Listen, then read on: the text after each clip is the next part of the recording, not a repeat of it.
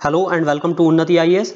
UPSC EPFO के syllabus में हम अकाउंट्स के सिलेबस को देख रहे थे और आज अकाउंट्स का हमारा 18th लेक्चर है और आज का लेक्चर हमारा अकाउंट्स का लास्ट लेक्चर है। इसके बाद हमारा अकाउंट्स का सारा सिलेबस एग्जाम पर्सपेक्टिव से कंप्लीट हो जाएगा। इसके बाद इससे पहले के 17 लेक्चर्स में हमने अकाउंट्स के बेसिक टर्मिनोलॉजी को देखा था और अकाउंट्स कंप्यूटर सिस्टम को देखा था, अकाउंटिंग में किस तरह कंप्यूटर सिस्टम का यूज किया जाता है ये देखा था। आज के लेक्चर में हम देखेंगे कि डेटाबेस मैनेजमेंट सिस्टम को किस तरह यूज किया जाता है, अकाउंट्स में डेटाबेस मैनेजमेंट सिस्टम को किस तरह यूज किया जाता है और इसमें किस तरह के सॉफ्टवेयर और सॉफ्टवेयर पैकेजेस का यूज किया जाता है। आज का जो लेक्चर है हमारा एनसीईआरटी पर, एनसीईआरटी क्लास 11th का पार्ट 2 का लास्ट चैप्टर है। क्लास 11th पार्ट 2 का लास्ट चैप्टर है। हमने जितने भी वीडियोस अब तक बनाई हैं ऑथेंटिक बुक्स एनसीईआरटी से ही कवर किए हैं सारे टॉपिक्स और हम इस पर ये हमारा इसमें क्लास 11th में 2 पार्ट हैं अकाउंट्स में। पहला पार्ट हम अपने लेक्चर्स में कंप्लीट कर चुके थे पिछले लेक्चर्स में और ये दूसरा पार्ट आज हमारा कंप्लीट हो जाएगा। आज के लेक्चर में हमें बेसिकली देखना है कि डेटाबेस की संरचना कैसे की जाती है और डेटाबेस को किस तरह अकाउंटिंग में यूज किया जाता है। तो आज का हमारा टॉपिक है लेखांकन के लिए डेटाबेस की संरचना, डेटाबेस स्ट्रक्चर फॉर अकाउंटिंग।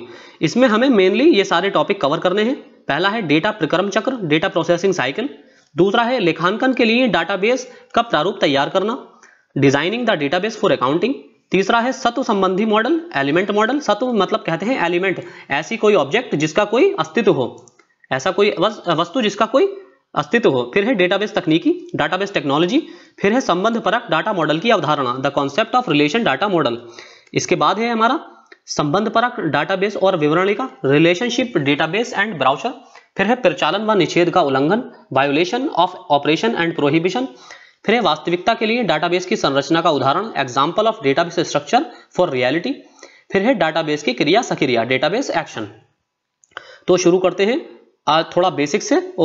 कंप्यूटरीकृत लेखांकन प्रणाली में एक खाते के लेन देन के डेटा को पहचानना, संचय करना यानी कि आइडेंटिफाई करना, उसको कलेक्ट करना और उसे पुनः प्राप्त करना यानी कि रिट्राइवल करना शामिल होता है। इसके लिए जरूरत है एक ऐसी प्रक्रिया की जो प्रमाणकों यानी कि सर्टिफिकेट्स की डाटा संबंधी विषय वस्तु का भंडारण इस तरह करे कि आवश्यकता अनुरूप उसे पुनः प्राप्त किया जा सके। यानी कि कंप्यूटराइज जो अकाउंटिंग सिस्टम होता है उसमें जो ट्रांजैक्शंस होते हैं उस ट्रांजैक्शंस को पहचानने के लिए यानी कि आइडेंटिफाई करने के लिए, उनको कलेक्ट करने के लिए और उन्हें पुनः प्राप्त यानी कि रिट्राइवल करने के लिए, कभी जरूरत पड़ने पर उन्हें पुनः प्राप्त करने के लिए एक ऐसे प्रोसेस की जरूरत होती है या एक ऐसे सॉफ्टवेयर की जरूरत होती है कि ये सारा काम वो आसानी से कर सके। तो वो कौन से सॉफ्टवेयर होते हैं? वो होते हैं डेटाबेस मैनेजमेंट सिस्टम सॉफ्टवेयर।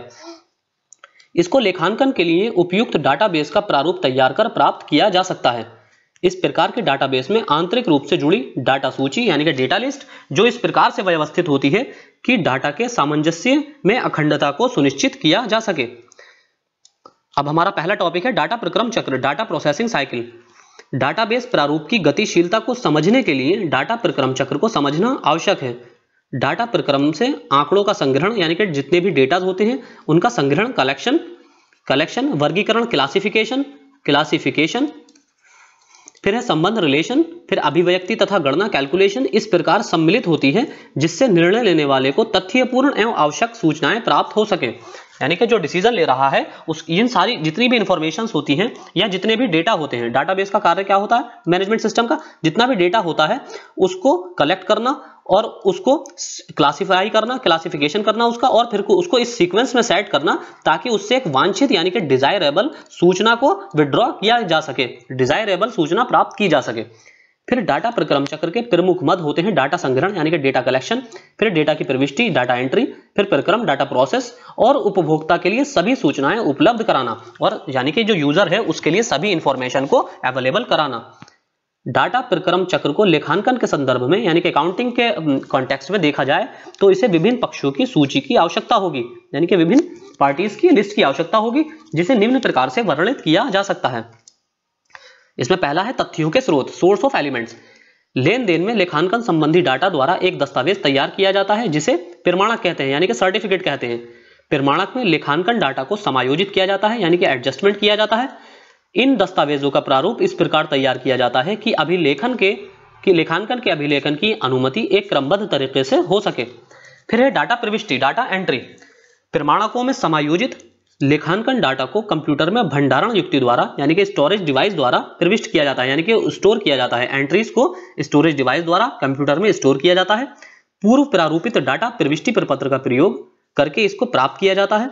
यह डाटा प्रविष्टि प्रपत्र इस प्रकार प्रारूपित किया जाता है कि वस्तुतः भौतिक प्रमाणों के समान हो, यानी कि फिजिकल जो सर्टिफिकेट्स है उनके समान हो।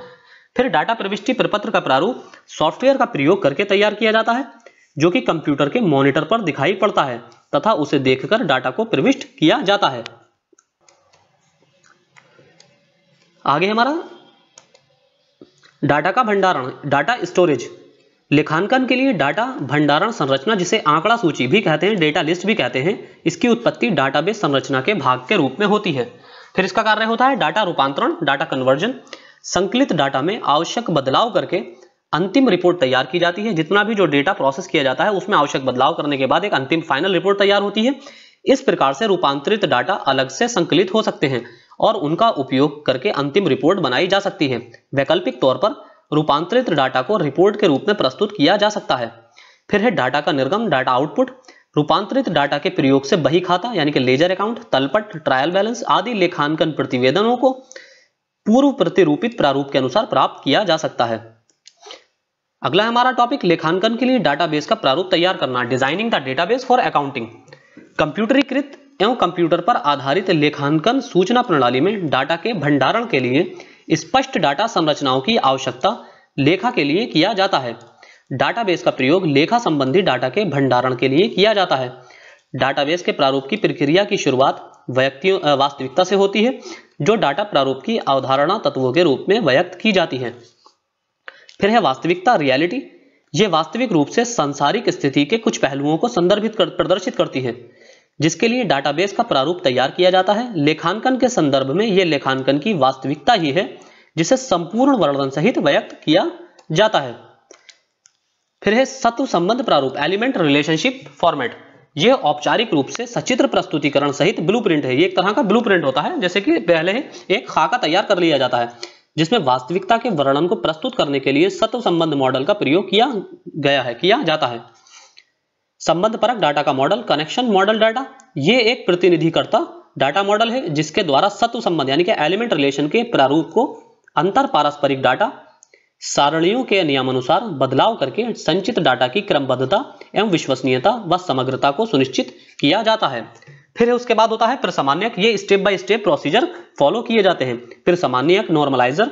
यह डाटाबेस प्रारूप में सुधार की वह प्रक्रिया है जिसके द्वारा किसी भी अशुद्ध डाटा या कॉपी किया गया डाटा की संभावना को कम करता है। फिर है परिशुद्ध, एक्यूरेट। फिर सामान्यक प्रक्रिया के समाप्त होने पर अंतिम डाटाबेस प्रारूप तैयार होता है। अब इसका एक फ्लो चार्ट देख लेते हैं, लेखांकन डाटाबेस का फ्लो चार्ट। पहले ये वास्तविकता यानी कि रियलिटी, फिर उसके बाद इसको आगे प्रोसेस किया जाता है। ये सीक्वेंस में होते हैं सारे चरण। सत्व संबंधी प्रारूप यानी कि रिलेशनशिप, एलिमेंट रिलेशनशिप मॉडल। फिर संबंध परक यानी कि रिलेशनशिप डेटाबेस फॉर्मेट। फिर सामान्यक, नॉर्मलाइजर। फिर इसके बाद होता है परिशुद्ध, एक्यूरेट। फिर सुधार की आवश्यकता, अगर किसी भी एडिटिंग की जरूरत है उसके बाद ये कंप्लीट हो जाता है ये प्रोसेस। आगे है सत्व संबंध मॉडल। हम आपको उतना ही बता रहे हैं जितना आपका एग्जाम पर्सपेक्टिव से इंपॉर्टेंट है, वरना ये चैप्टर बहुत ही ज्यादा टेक्निकल है और केवल अकाउंट्स के स्टूडेंट्स के लिए ही होता है, जो कोर अकाउंटिंग के स्टूडेंट्स होते हैं। लेकिन आपको इसमें जो डेफिनेशन है, परिभाषाएं हैं, उनको जानना एग्जाम पर्सपेक्टिव से, यूपीएससी के एग्जाम पर्सपेक्टिव से बहुत जरूरी है। इसलिए हमने सारे जो टर्मिनोलॉजी हैं, सारे डेफिनेशंस को यहाँ पर आपके सामने प्रस्तुत कर दिया है। ये एक प्रसिद्ध अवधारणा है जिसका सर्वाधिक प्रयोग डाटाबेस विमुख अनुप्रयोगों में होता है। इस मॉडल के प्रमुख अंगों सत्व, विशेषता, पहचानकर्ता यानी कि अंग एलिमेंट है, क्वालिटी है, पहचानकर्ता आइडेंटिफायर है, तथा संबंधों का प्रयोग वास्तविकता के लिए किया जाता है। डाटाबेस का प्रारूप इस मॉडल के संकेतों की मदद से सबसे अच्छे तरीके से दर्शाया जाता है। अब एक एक करके इसकी परिभाषा देख लेते हैं। जैसे सत्व, एलिमेंट, इस वस्तु में कोई भी वस्तु इस संसार में, यहां संसार होगा, इस संसार में कोई भी वस्तु जिसका कि स्वतंत्र अस्तित्व है सत्व कहलाती है, यानी कि एलिमेंट कहलाती है। जैसे कि किसी वस्तु का भौतिक अस्तित्व जैसे कार, व्यक्ति, घर आदि, या एक अभौतिक अस्तित्व जैसे नौकरी आदि। इस लेखांकन वास्तविकता के संदर्भ में 5 प्रकार के सत्व होते हैं, यानी कि 5 प्रकार के एलिमेंट होते हैं। जैसे लेखा, प्रमाण, अकाउंट्स या प्रमाणक, आपका सर्टिफिकेट्स, कर्मचारी, एम्प्लॉय, खातों के प्रकार यानी कि टाइप ऑफ अकाउंट्स। फिर सहायक दस्तावेज यानी कि सब्सिडरी अकाउंट्स या रजिस्टर्स। लेखांकन डाटा को सत्व द्वारा तैयार किया जाता है, यानी कि एलिमेंट्स द्वारा अकाउंट्स को तैयार किया जाता है। फिर है क्वालिटी गुण। यह किसी भी व्यक्ति का वह गुण है जो कि उस सत्व के बारे में विस्तृत वर्णन करता है, जैसे कि ऊंचाई, वजन, जन्मतिथि। इसमें सभी गुण व्यक्तियों पर लागू होते हैं और लेखांकन की स्थिति में लेखा कोड व नाम आदि की जानकारी होती है। फिर प्रत्येक गुण के लिए एक सत्व होता है, यानी कि एक एलिमेंट होता है। हर क्वालिटी के लिए एक अलग एलिमेंट होता है जिसका एक अपना मूल्य होता है, एक अलग वैल्यू होती है, जो कि डाटा के रूप में डाटाबेस में एकत्रित रहता है, यानी कि इकट्ठा रहता है, कलेक्ट रहता है। किसी भी सत्व के अनेक प्रकार के लक्षण होते हैं। फिर इनका वर्णन निम्न प्रकार किया गया है, जैसे मिश्रित बनाम साधारण गुण, मिक्स्ड वर्सेस सिंपल प्रॉपर्टीज। अब मिश्रित गुण छोटे छोटे उपभागों में विभाजित होते हैं जो कि स्वयं के मूल अर्थ को प्रदर्शित करते हैं। जैसे साधारण गुण को पुनः विभाजित नहीं किया जा सकता और मिश्रित गुण को पुनः विभाजित किया जा सकता है। जैसे किसी व्यक्ति का नाम सामान्यतः प्रथम, मध्यम व अंतिम नाम के रूप में विभाजित होता है, जबकि व्यक्ति की ऊंचाई एक साधारण गुण है जिसे और विभाजित नहीं किया जा सकता। जैसे कि आपने गवर्नमेंट एग्जाम्स के फॉर्म भरे होंगे तो वहां पर जब अब नाम का ऑप्शन आता है, जैसे स्पेशली आईबीपीएस के फॉर्म्स में जब कहीं आपको अपना नाम फिल करना होता है तो वहां फर्स्ट नेम आता है, फिर मिडिल नेम, फिर इसी तरह लास्ट नेम। तो ये किसका उदाहरण है? मिश्रित, यानी कि मिक्स्ड प्रॉपर्टीज का, मिक्स कैरेक्टरिस्टिक्स का उदाहरण है। नाम जो है एक मिक्स प्रॉपर्टी है, इसमें आपका फर्स्ट नेम भी हो सकता है, इसमें आपका मिडिल नेम भी हो सकता है और लास्ट नेम भी हो सकता है। जबकि जो ऊंचाई है, अगर आपकी ऊंचाई 6 फीट है तो 6 फीट को आगे विभाजित नहीं किया जा सकता। ये एक ही यूनिट बनकर, ये अपने आप में एक अकेली ही यूनिट है और इसमें ये तीनों जो उप विभाजित हुए हैं ये भी अपने आप में एक अलग अलग यूनिट प्रदर्शित कर रहे हैं। फिर है एकल मूल्य बनाम बहुमूल्य गुण, single value versus multi value properties. वो गुण जिसका एक ही मूल्य केवल एक सत्व के लिए है उसे एकल गुण कहते हैं, जबकि इसके प्रतिकूल बहुमूल्य गुण होता है। जैसे कि किसी व्यक्ति की एकल ऊंचाई का मूल्य गुण है जबकि उसकी योग्यता बहुमूल्य है गुण है। आगे है भंडारण बनाम प्राप्ति गुण, स्टोरेज वर्सेस रिसिप्ट प्रॉपर्टीज। दो या दो से अधिक गुण एक दूसरे से इस प्रकार संबंधित हो कि उनका एक ही मूल्य आधार हो, जबकि उसके द्वारा उसके गुण पर आधारित हो, जबकि दूसरा उसके गुण पर आधारित हो जाए। जैसे किसी व्यक्ति का जन्म तिथि एक भंडारण गुण है जबकि आयु प्राप्ति गुण है। जैसे कि आपने देखा होगा कि किसी व्यक्ति की जो कोई डेट ऑफ बर्थ है तो ये उसका स्टोरेज क्वालिटी है, यानी कि स्टोरेज कैरेक्टरिस्टिक्स है। अब जैसे जैसे उसकी आयु परिवर्तित होती जाएगी, यानी कि जैसे जैसे दिन गुजरते जाएंगे उसकी आयु में परिवर्तन होता जाएगा, तो ये आयु में जो परिवर्तन हो रहा है ये इसका प्राप्ति गुण है, यानी कि रिसिप्ट कैरेक्टरिस्टिक्स है। और जबकि डेट ऑफ बर्थ पैदा तो एक ही बार होगा, इसलिए डेट ऑफ बर्थ एक ही होगी उसकी, तो वो जो गुण है डेट ऑफ बर्थ जो है वो आपका भंडारण यानी कि स्टोरेज गुण है, वो एक ही बार में स्टोर हो गया। रिक्त या असामान्य मूल्य, ब्लैंक और अनइवन वैल्यू। डाटा मद की अनुपस्थिति में जब एक विशेष मूल्य इसको दर्शाता है उसे असामान्य मूल्य कहते हैं। 3 प्रकार की स्थितियों में रिक्त मूल्य का प्रयोग किया जाता है। अभी 3 प्रकार की स्थितियां कौन सी है? पहली, जहां एक विशेष लक्षण किसी सत्व के प्रयुक्त ना हो, यानी कि कोई भी स्पेसिफाइड जो कैरेक्टरिस्टिक्स है वो किसी एलिमेंट के लिए प्रयुक्त ना किया गया हो। दूसरा, जब लक्षण का मूल्य अज्ञात हो, यानी कि जो कोई भी कैरेक्टरिस्टिक्स जिसका जो वैल्यू है वो अननोन हो जबकि उसका अस्तित्व हो, जबकि उस एलिमेंट का एग्जिस्टेंस तो है लेकिन उसकी वैल्यू अननोन है, वैल्यू नहीं पता है। और तीसरा कौन सी कंडीशन होती है कि वो एलिमेंट ही अज्ञात हो, अननोन एलिमेंट हो, यानी कि उसका कोई अस्तित्व ही ना हो। फिर है डाटाबेस तकनीकी, डेटाबेस टेक्नोलॉजी। ये उन तकनीकों का समूह है जो डाटाबेस के प्रारूप को तैयार करने के लिए प्रयोग में लाई जाती है।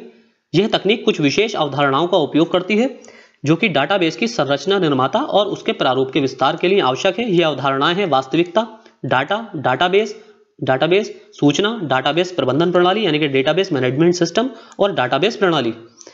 इसमें है पहली है वास्तविकता। ये व्यवहारिक जगत को सूचित करता है। ये किसी संगठन के विभिन्न भागों और संगठन के कार्यकारी वातावरण से बनती है।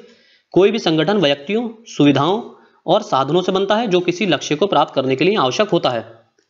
फिर है डाटा। ये वो तथ्य है, डाटा ये आंकड़े हैं जिसकी सुस्पष्ट तथा अर्थपूर्ण अभिलेख हो सकते हैं, यानी कि डाटा है एक तरह का फैक्ट होते हैं या आंकड़े होते हैं जिनको क्लियरली और मीनिंगफुल रिकॉर्ड्स हो सकते हैं जो व्यक्तियों, स्थानों, वस्तुओं, सत्वों यानी कि एलिमेंट्स, घटनाओं तथा परिकल्पनाओं को प्रदर्शित करते हैं।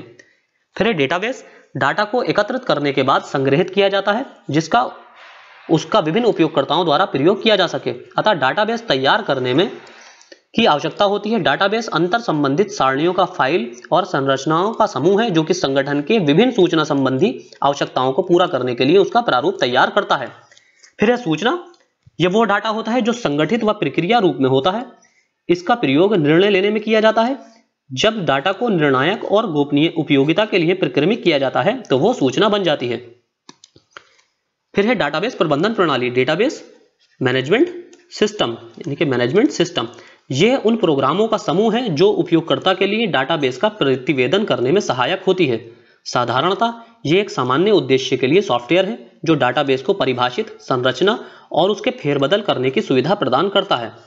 फिर सामान्यतः उपयोगी सॉफ्टवेयर उन प्रोग्रामों का समूह है जो उपयोगकर्ता के समूह के लिए प्रारूप तैयार करता है, परंतु इसका अनुप्रयोग किसी विशिष्ट कार्य के लिए नहीं होता है। संबंधपरक डाटा मॉडल की अवधारणा, the concept of relationship data model. संबंधित डाटा मॉडल बेस के संबंधों को समूह के रूप में दर्शाता है जो कि मूल्यों के सारणी के अनुरूप होती है। सारणी की प्रत्येक पंक्ति संबंधित डाटा को मूल्य के रूप में दर्शाती है, अतः वे सभी व्यवहारिक जगत के संबंधों के अनुरूप होती है। सारणी के प्रत्येक पंक्ति में मूल्यों को डाटा अभिलेख कहते हैं। स्तंभ के सभी मूल्यों को किसी विशेष क्षेत्र के होते हैं, एक ही डाटा सारणी के होते हैं। अब इसमें सारणी में कैसे प्रदर्शित करते हैं? औपचारिक रूप से पंक्ति को टपल कहते हैं। जो भी सारणी होती है उसमें जैसे कि ये पंक्तियां होती हैं, इन पंक्तियों को टपल कहते हैं। और ये जो कॉलम है, ये स्तंभ के शीर्षक जो होते हैं, यहाँ कॉलम के जो शीर्षक है, यहाँ जो टाइटल लिखा जाता है, इसको गुण कहते हैं, यानी कि कैरेक्टरिस्टिक या प्रॉपर्टीज कहते हैं। तथा सारणी को संबंध कहते हैं। ये जो पूरी सारणी है इसको रिलेशन कहते हैं। रिलेशन वो डाटा जो मूल्यों के प्रकार जैसे उद्धरण मूल्य, गणितीय मूल्य आदि दर्शाता है, उन्हें क्षेत्र कहते हैं, यानी कि हर फील्ड जो क्षेत्र है इसे फील्ड कहते हैं। क्षेत्र अविभाजित मूल्यों का एक समुच्चय है, यानी कि इसको आगे डिवाइड नहीं किया जा सकता। ये एक अविभाजित मूल्यों का कॉम्बिनेशन होता है। प्रत्येक क्षेत्र के साथ डाटा सारणी भी जुड़ी होती है। जैसे कि आप यहाँ टेबल में देख सकते हैं, ये अलग अलग, जैसे कि ये टाइटल है, ये टाइटल कैरेक्टरिस्टिक्स होते हैं या प्रॉपर्टीज होती हैं। और यहाँ जो ये रोज हैं, ये अगर इसको आप रो में डिवाइड कर लें तो ये रोज जो होती हैं इन्हें टपल कहते हैं। और यहाँ ये जो सारी हर जो सेल्स होते हैं, इन सेल्स को फील्ड कहा जाता है। फिर संबंधपरक डाटाबेस और विवरणिका, रिलेशनशिप डाटाबेस एंड ब्राउज़र। एक संबंध डाटाबेस विवरणिका, एक संबंध विवरणिका और अखंड निषेध एक समुच्चय है। ये कॉम्बिनेशन होता है, इन तीनों का कॉम्बिनेशन होता है। एक संबंध डाटाबेस की अवस्था उन संबंधों की अवस्थाओं का समुच्चय होती है जो कि संबंध डाटाबेस विवरणिका की सभी अखंड निषेध का अनुपालन करते हैं। फिर है परिचालन व निषेध का उल्लंघन, violation of operation and prohibition. इसके दो वर्ग होते हैं, अद्यतन, अद्यतन मतलब अपडेशन, और पुनः प्राप्ति यानी कि पुनः प्राप्ति रिट्राइवल, दोबारा प्राप्त करना। अद्यतन के तीन प्रकार हैं, जैसे निवेशन, इंसर्शन।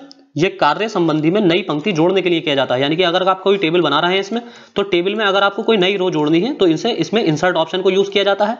विलोपन, डिलीशन होता है।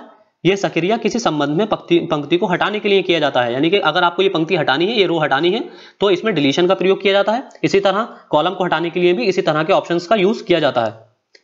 फिर है सुधार, करेक्शन, जबकि यहाँ एडिटिंग होना चाहिए, एडिटिंग, क्योंकि कंप्यूटर की भाषा में सुधार को एडिटिंग कहते हैं। यह सक्रिया पहले से बनी पंक्तियों के मूल्यों के कुछ गुणों को सुधार करती है और एक डाटा सारणी के लेखांकन विवरण के मूल्यों को सुधार करने में उपयोगी होती है। यानी कि अगर आपने जैसे टेबल में कोई वैल्यू पुट की, यहाँ किसी सेल में 4 पुट किया, लेकिन आपको यहाँ 40 करना था, तो आप यहाँ जाके एडिट कर सकते हैं। फिर वास्तविकता के लिए डाटाबेस संरचना का उदाहरण, example of database structure for reality. Data model को लागू करने के लिए सारणियां बनाई जाती हैं और इसके लिए DBMS सॉफ्टवेयर प्रयोग किया जाता है जो इन सारणियों के आपसी संबंध को निर्धारित करता है और डाटाबेस प्रारूप में निषेध को भी लागू करता है।